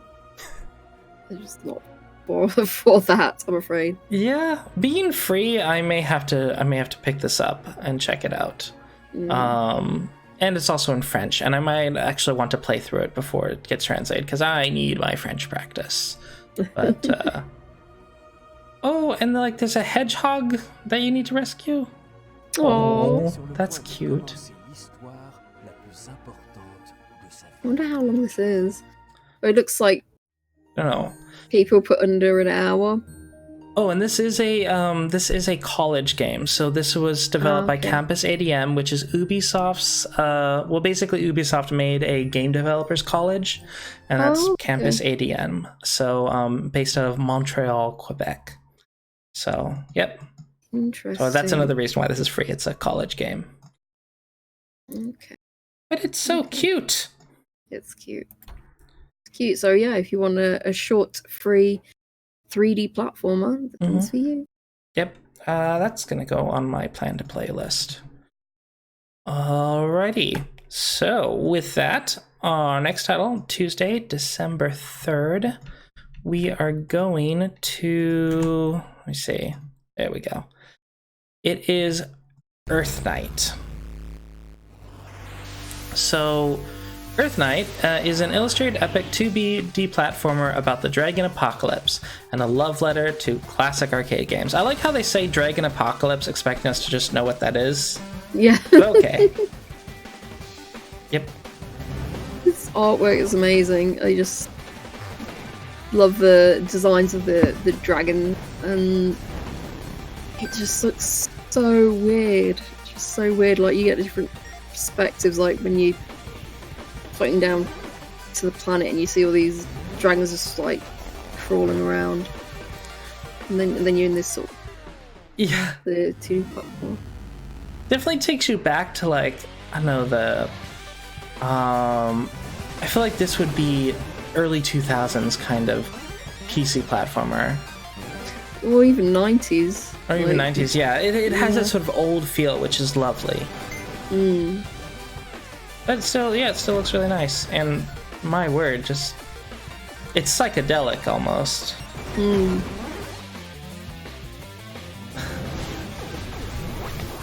Yeah, oh my god, this is really like trippy, like visuals. Some of them. It's great though. Yeah, this is 11:39, and just having a look. There's not a lot of reviews for it currently, so seeing like anything to just under 2 hours to 9 hours. So well, they do have a tutorial. Yeah, there's some moments where like the art doesn't work for me. Like this looks, I mean, but at the same time, it's part of the charm almost. Yeah, because a lot of it doesn't seem like quite cohesive. But at the same time, the way it's sort of done, it kind of like makes sense as well. So it feels chaotic, but you know, it also kind of makes sense. So yeah, it's so interesting visually. And this is by the Cleversoft team, which is based out of Philadelphia, Pennsylvania, and they are 3 devs. Rich Siegel is the lead dev, Paul Davey is the artist, and Paul didn't give a last name, but he is the composer. They also have a composer. So, yep. But it is a different Paul than Paul Davey, the artist. But yeah. Okay. Yep. It looks neat. I feel like this should probably have more attention than it's gotten. So yeah, EarthNight. And our next title, Thursday, December 5th. Oh, and it's $14.99, EarthNight, by the way. I am rushing ahead. Mosaic. There we go. All right. Mosaic. You live a monotonous life in a cold city with no real sense of meaning until one crucial day when strange things start to happen and everything changes. Mosaic is an atmospheric adventure game that might change your perspective on life. Yeah, this seems pretty cheerful. Yeah, I'm just wondering about the gameplay, because it's like, you know, it's got the trailer, and I'm just like, okay, I get the monotony you're portraying, and then, you know, something happens, but then, you know, what do you do for gameplay? You know, what it's not very clear. It is tagged with a walking simulator. So Got a lot of walking simulators this week. Well, these last few weeks, I should say. And there's a dry season. You got simulators. And this seems to be the second game involving existential dread of some sort. Yeah. I mean, it's neat.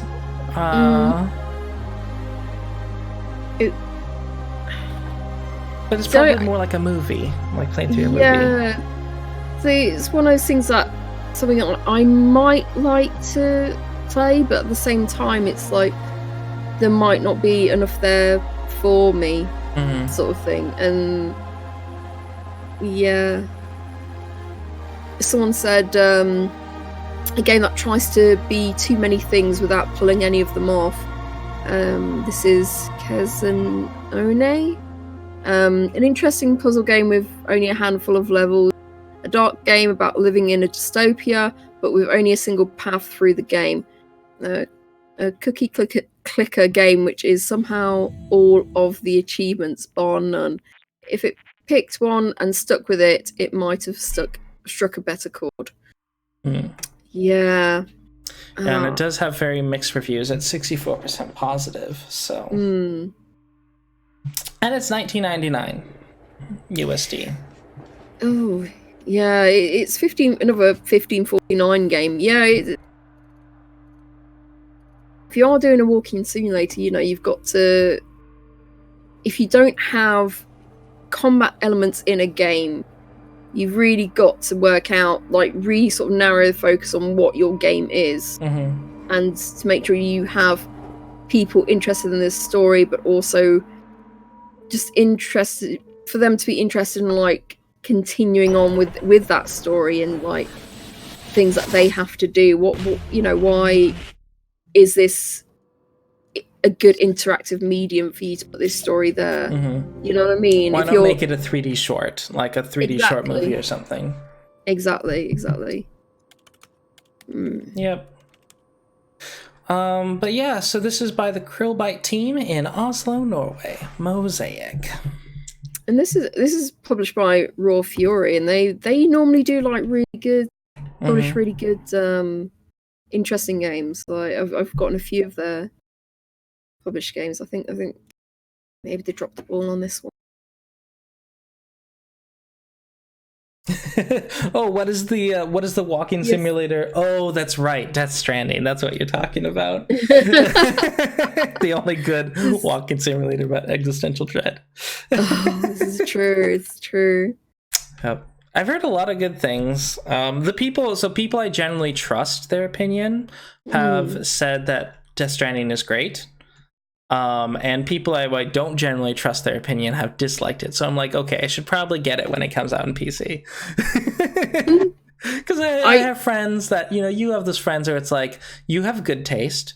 You really don't have good taste, but I like you as a friend still. Like, we're still friends. You just have terrible taste. I think it's like, what, like, your taste, where does your tastes align? Like, you know, if they like something, is something that I'm going to like as well. Yeah. I've seen some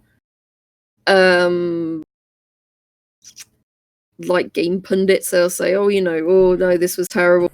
So I think it's someone said, if you like Euro Truck Simulator, you'll love it. Whereas if you don't like Euro Truck Simulator, I don't think you're gonna have.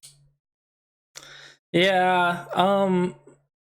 Yeah, the funny thing is, it's like, I think, from what I've seen from people who did like it, they were like, you know what? If, it might get you into things like Euro Truck Simulator. It might be an entryway drug into delivery games. But then you're going to expect an entry. But the thing is, it's kind of a bad entryway drug into delivery games, because then you're going to expect a narrative with your delivery game. Yes, true. So now we're going to get, I think we're going to, the next few years, I think we're going to get a bunch of narrative based sort of delivery type games, or like see that job games. that truck simulator game where you're solving murders, that's going to happen. Yeah, it's going to happen. Yeah. Like it's Yeah. like murder on Highway 66 or something. Yeah. And it's going to be like a trucking simulator, but one of the truckers is a murderer and you don't know who. Exactly. Oh, it's going to be the best game ever. It's going to be the best game. And it's going to just revolutionize the FedEx games. FedEx simulators. Yep. What have you got for us next? Yes, our next title is Retimed, if I can copy the right text. There we go, Retimed. So, and Retimed, oh, the devs are actually playing. Let me see. Oh, yep. Look at those lovely devs. They're all playing. And yeah, these are actually 3 of the devs. That's Annika. And so they did that thing where they list the names. So there's 3 devs. I don't know if this guy is Claudio or Yannick. Like, I don't know which is which. Because they listed the names in a different order. Like, they didn't, so they had a picture of the 3 of them, and they didn't have the names listed below them on the website in the order that they're sitting. So I was just like, I'm unclear on who is who. But yeah, so these are the 3 devs here. That is cool that they're there, streaming the game. Anyhow, let me explain what this game is. It is dash and dodge bullet clusters in nerve-wracking slow-motion moments, and challenge your friends online and awesome fast-paced battles with up to 4 players. So yeah, basically you can make this time bubble around yourself that slows things down around you. But time is going at the same speed outside of that bubble. So it's just kind of it's like a gimmick. It's a gimmick thing for a multiplayer game. Yep. Like we've seen quite a few. Again, another like party game for battle. Another one. Is this the 3rd one? Or I think we've seen today. Yeah, this is another reason why I kind of want to set up some sort of like a Steam receiver on my TV in the living room, because there's so many of these games. Yeah.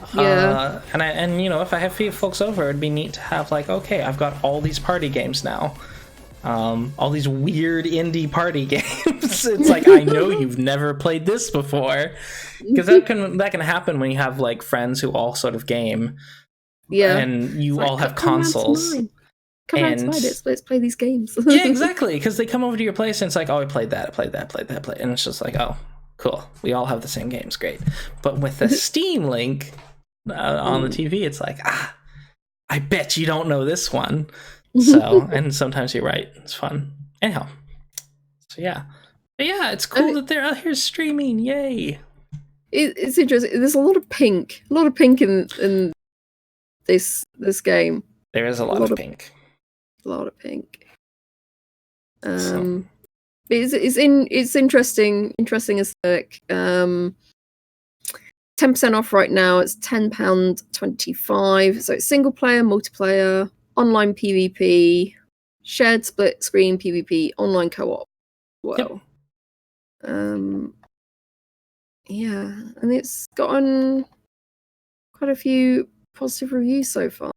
Yep, 93%. Very good. But yeah, Team Maniacs, it's Rich Siegel is the lead dev, Paul Davey is the artist. No, wait, I'm reading the wrong line. I'm sorry. There's 4 devs, so not all 3 are here. There's Max Strebel, programming designer and marketing. Annika Rugsegger. Our artist, designer, and marketing, Yannick Hungerbuehler, designer, and Claudio Beck, who is the composer. And it's got a really good soundtrack, actually. Just kind of like sort of funky music. It's really nice.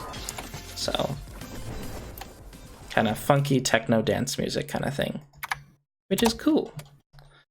But yeah, it's mostly positive. That is cool to see. And it is $13.49 US dollars. Yep. All right, yeah, and that is retimed. One moment, gotta get the next game up. Now we're on to our final game of December 5th, and it is Interrogation. Did I misspell interrogation? I did misspell You've got interrogation. an extra R in there. Between Oh, G and the wrong. I erased the wrong R. I'm an English major. All right, there we go. Whoop-a-doo. Here it is. Oh, and the devs are streaming this too. Yep, they got 3 of the devs streaming it. Nice. But yeah, so this is Interrogation. As a police detective tasked with bringing down a dangerous terrorist group, you fight on 2 fronts, interrogating suspects and managing your team and its reputation. With time running out, how far will you go to stop these criminals? Manipulation, threats, or even torture? Does the end justify the means? So yeah, this is kind of neat. Also, the art style, it's photographs. Like, they took pictures of people in different poses. That is cool. And then they kind of put a filter over it. Yeah, I really like that. I just, I don't know, just, like, it's part visual novel, part, like, adventure game, and, yeah, I'm quite interested in this. This is like, it's the one I've got my eye on this week, I think. Yeah, my word. This looks pretty fun, actually. Oh, and then explosion in the city. That's kind of neat. But yeah, so there's all these like, so I was watching the stream earlier when I was making the list, with the devs streaming, and they were talking about how there's, as you go through, like, as you talk with different things, you can't just go back to different conversation options.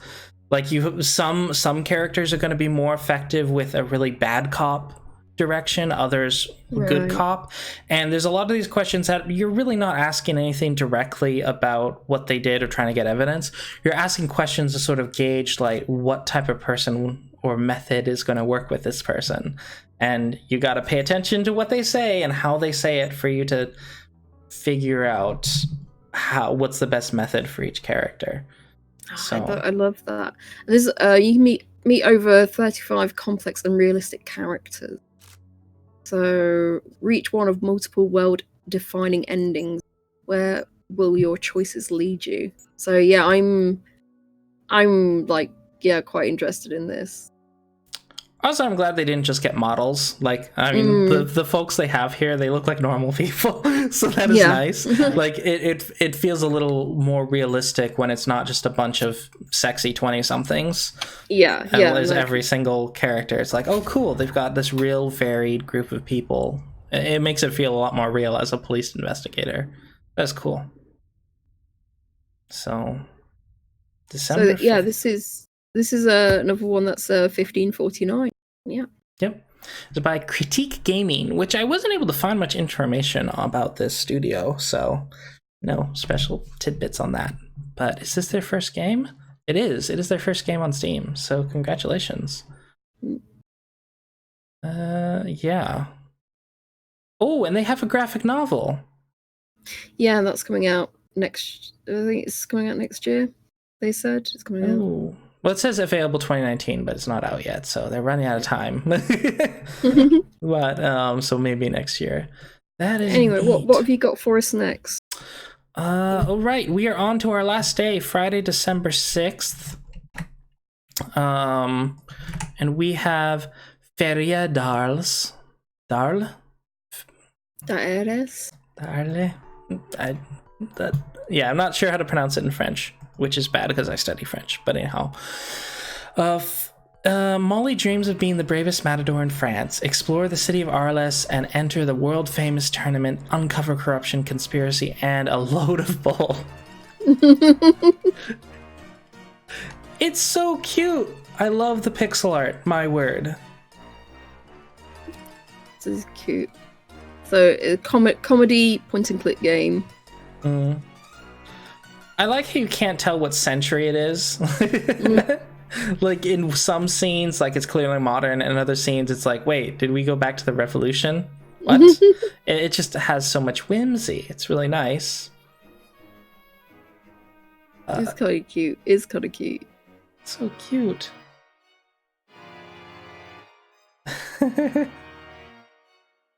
Oh wait, he just drank like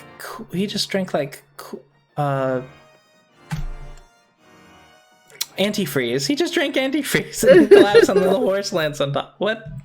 So there's a lot of weird things that happen. That's neat. But yeah, I like it. We're wondering if there's like a lot of moon logic puzzles, because it's sort of like those really whimsy ones. Like, is it going to be like, oh, this is completely ridiculous, I'll never work out. I think it's probably there's. I suspect there's going to be moon logic in this game. Also, someone has as pros: cool, sassy protagonists, wonderful pixel art and animations, witty dialogue, and lots of unique interactions, logical and satisfying puzzles. Oh, that's good. Okay, logical and satisfying. So probably not too much moon logic. Okay, and interesting. It's cheap. This is like 10% off, and it's £2.60. And this is a solo dev creation by Tom Simpson from Hong Kong. So yeah, solo dev. That is cool. So I've seen someone with just over an hour and someone with 4 hours on it. Yep. So yeah, it's a very short point and click. Yeah, it's $3.59 US, so it's like, in that nice sort of really low cost, like cup of coffee game. That is cool. Yeah, I have seen point and click devs who have the same sort of time, but they bump up the price to like nearly £10 or over that. So yeah, no, this is perfect. So yeah, that is nice. All right, it looks so pretty. So definitely, I think it's probably one of the more interesting point and clicks we've seen today. Yeah. Our next title is Little Dungeon Stories. Little Dungeon Stories is a challenging roguelike card-based RPG. Enter the dungeon full of secrets, hostile monsters, deadly traps, and legendary loots. How long can you survive? I'm sorry for the intonation. Anyhow. That's fun. Yeah. This seems really weird. Like, when they said card, it was like literally card. They really mean it. How strange.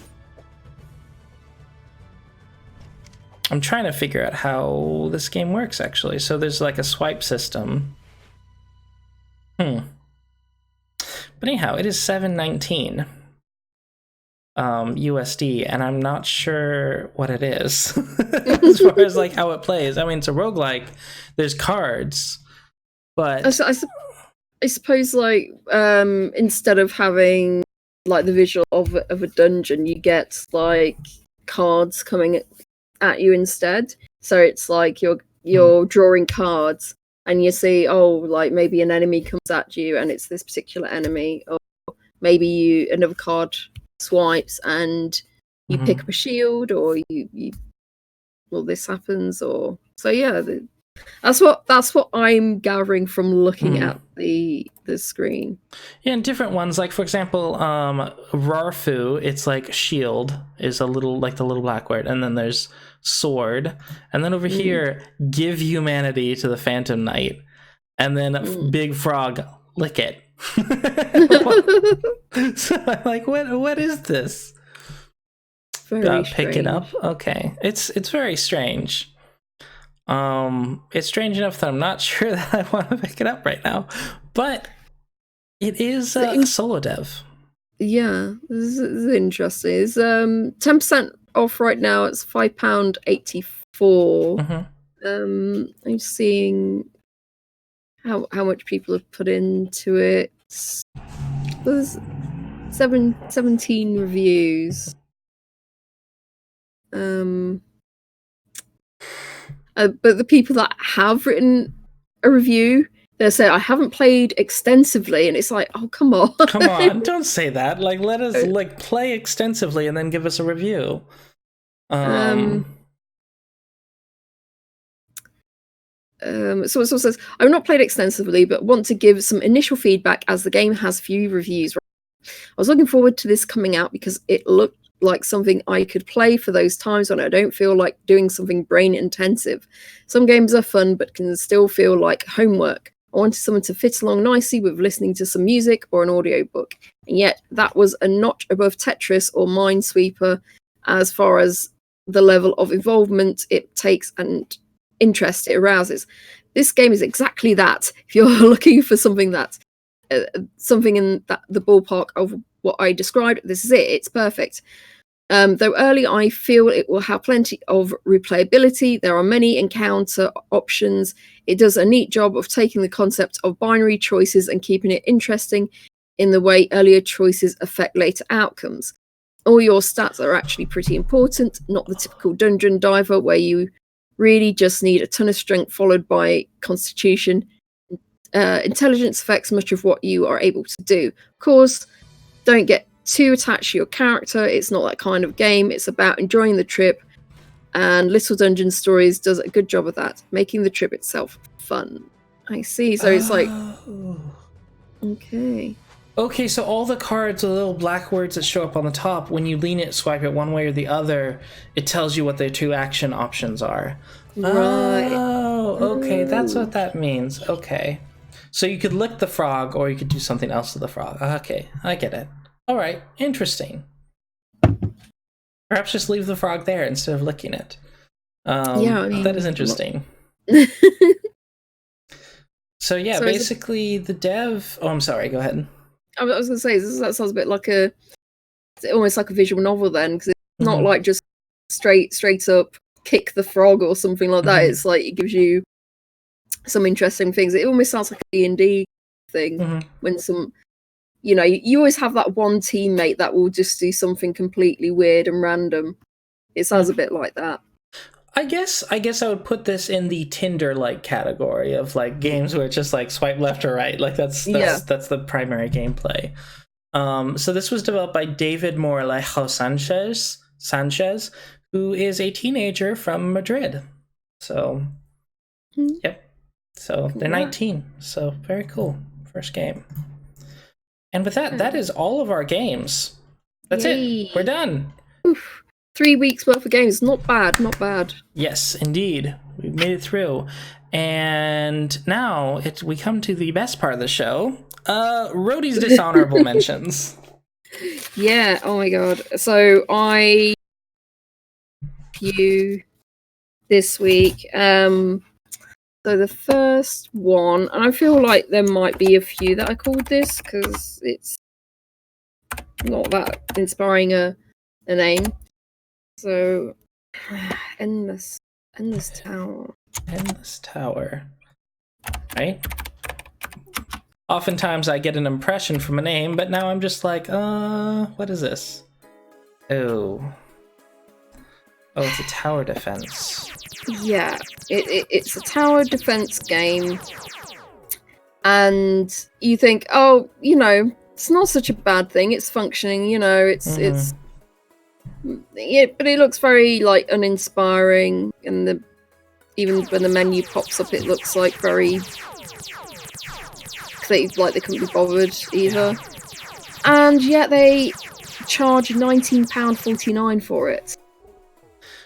Having used the Unreal Engine, I know you could make almost all these assets within an afternoon, each of them. I mean, those squares are just like boop. That's like 5 minutes of work to make one of the squares, and they just clone them. Yeah. I mean, there's Yeah, some coding involved, but yeah.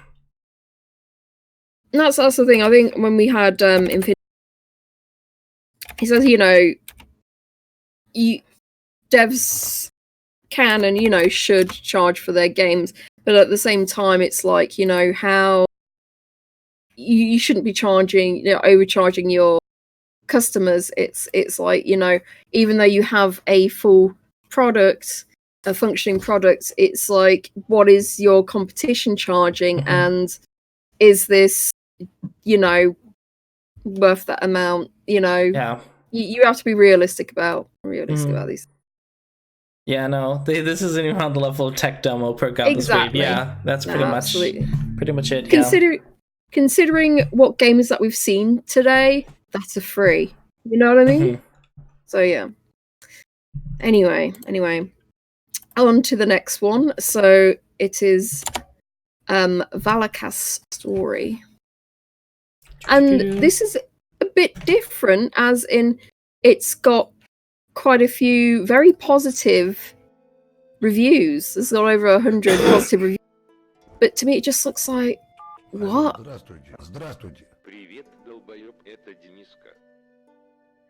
Oof. Yeah. This is a moment where you really wish people didn't have such access to 3D to this level. It's like, no. Ugh. It's realistic enough that you're just like, ugh. And there's a point in the game where you see more lip movements, and it was just like, it's just nightmarish. Absolutely nightmarish. Like there. Yeah. I'm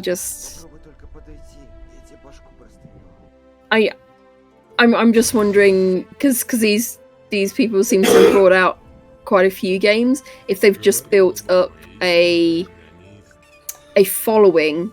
Yeah. That's why people have brought this game. Yeah, it's it seems to be like a cult following type of thing. Yeah. That's really weird. Yeah. Yep.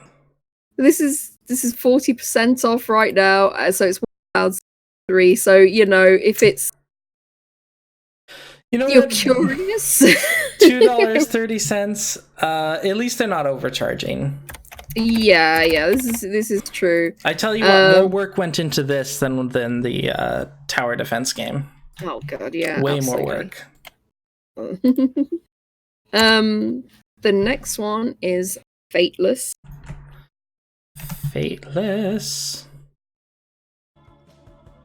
Oh, okay, a Doom-like. And this is, free to play. It's just, just really terrible looking, and it doesn't have, Doom has that atmosphere and everything, and this has no atmosphere. Yeah, the background's just that plain little hill in the background. Yeah. They could have done more with this. It wouldn't have taken that, and that's the thing, it wouldn't have taken that much more effort to bring this to a level that would have been more pleasant. Right now, it's just a serviceable, retro Doom-like, but it's not. It's not pretty. So when it could have been. So, yeah. Yeah. Yep. And last one. All right. No love.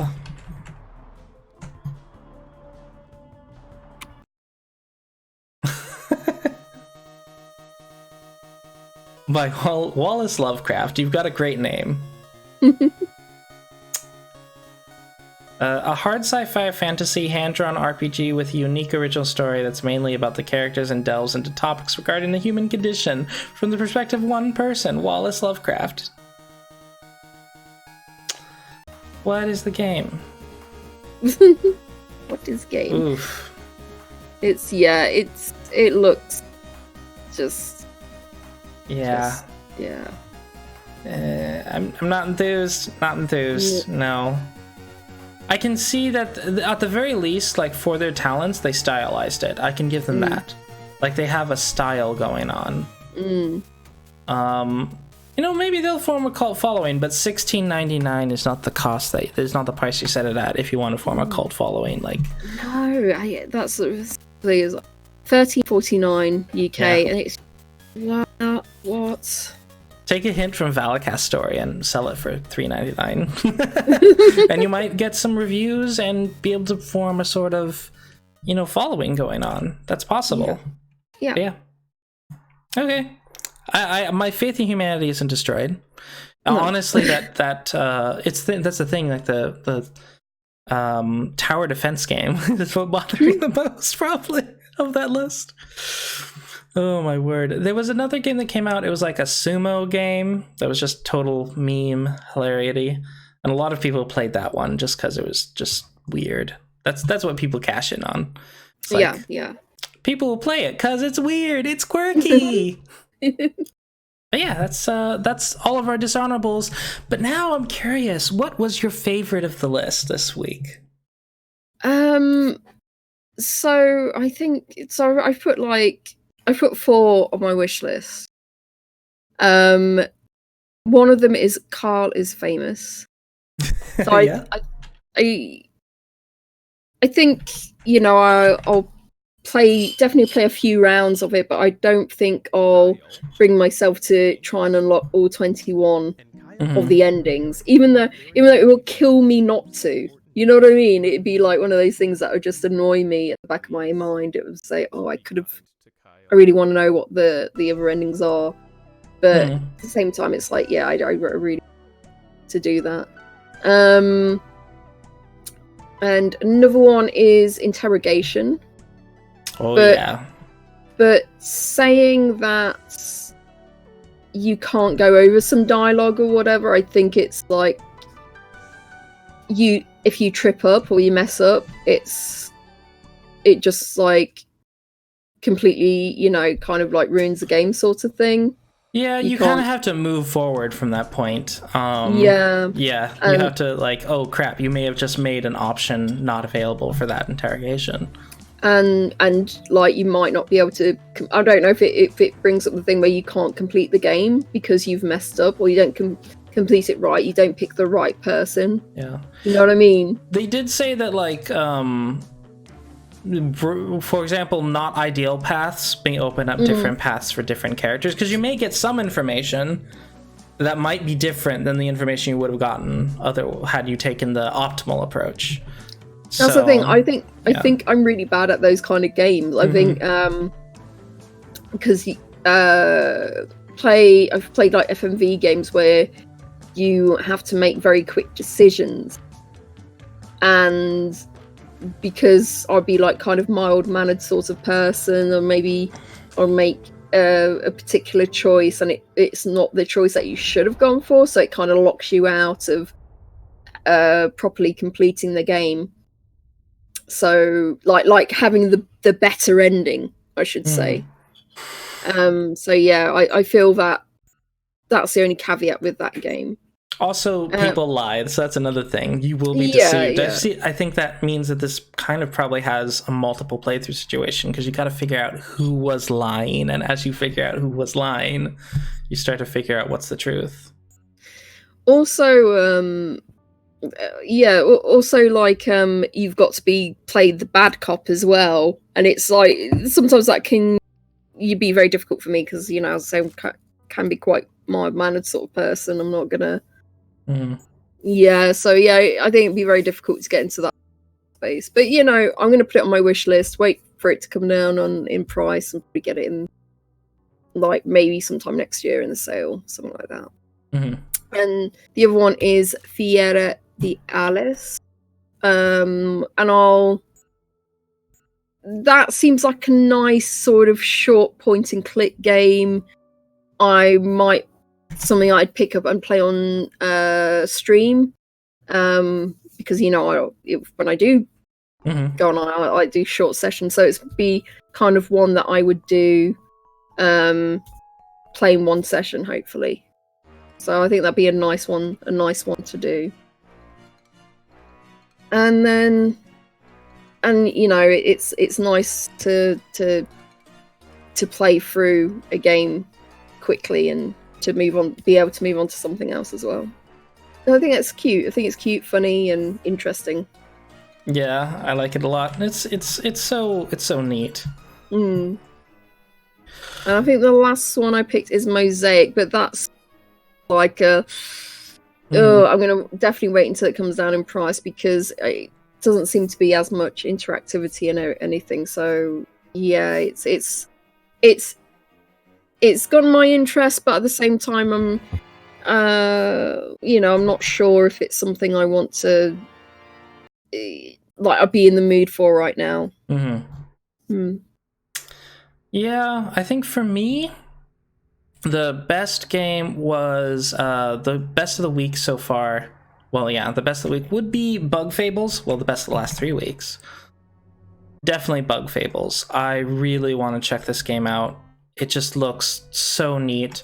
And one thing I hear a lot about is it's a very polished game as well. So it's just got a very professional polish on it. So I want to check it out so bad. And my other one is probably Ope. Nope. How do you find Ope? There we go. Ope, yes. The 3D platformer game from the college, Campus ADN. I want to check that one out. Yeah, I'd like to see you'd play that and get back to us on how it is. It seems like a very interesting game, and it's free, so I would want to know how long it is. Yes, indeed. Yep. So those are my 2 best of the week. And chat, let us know what your favorites of the week were. But first, and while you do that, Rody, let us know where the internet can find you and what you're up to. Well, I'll probably be off now till the end of the year, till next year now. So, you'll hopefully see you next year, I hope. Yes, 2020. We're going to be in the future. Yeah. But yeah, next week will be our last Steam release of the year, and we'll have a few top 10s, I think, or top 5s at least. Yeah, so and I am moving in the end of January, so hopefully it won't be too much. We might have to take a week off at the end of January for when I move. Maybe 2 weeks. It depends on how fast I can get internet set up again, etc. So, but yeah, I'm moving again. Not far, but just moving in the city. So yeah, there's going to be that too. Yep. And of course, can we see you? Will you be streaming in between now and then? I need to try, definitely. But during the 3 weeks where I'm in Washington, I'm going to be away from my computer, so I'm just going to be with my family for those 3 weeks, I think. Probably catching up on... Because I don't really watch TV shows or anything, so we're probably going to be catching up on stuff. So yeah, probably that. It's 2020, the end of a decade, though. It is. And, if you do miss us doing our stream, do check out our curation page, or the link there. We are catching up with all our games that we've done over the past couple of years. Yeah.